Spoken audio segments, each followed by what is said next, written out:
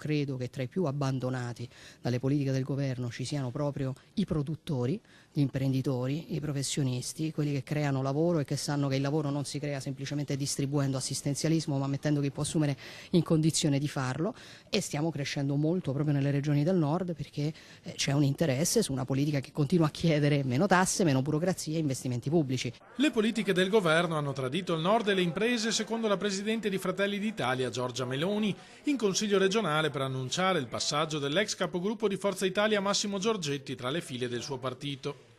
I temi tradizionali della Lega, sostiene Meloni, in questo momento sono portati avanti da noi.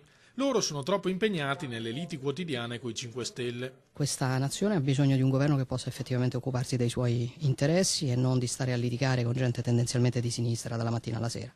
Il centrodestra, sostiene Meloni, va ripensato. Per questo abbiamo lanciato l'appello per un grande movimento che possa crescere e riportare a casa tante persone che in questi anni si sono allontanate e vogliono portare al governo del Paese una realtà coesa con un programma condiviso.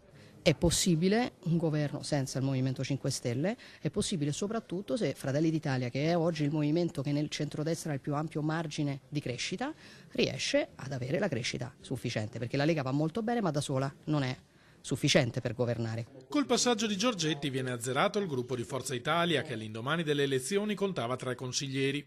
Il primo ad abbandonare gli azzurri per il partito della Meloni era stato il padovano Massimiliano Barison, poi lo scorso dicembre l'addio dell'assessora Elena Donazzan, rimasta in giunta come indipendente.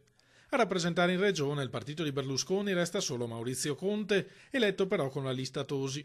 Non avremo più evidentemente il nome di Forza Italia nel gruppo, nei prossimi giorni faremo tutte le carte, tutta la parte amministrativa necessaria, ma di fatto noi continuiamo a sostenere il Presidente Zaia.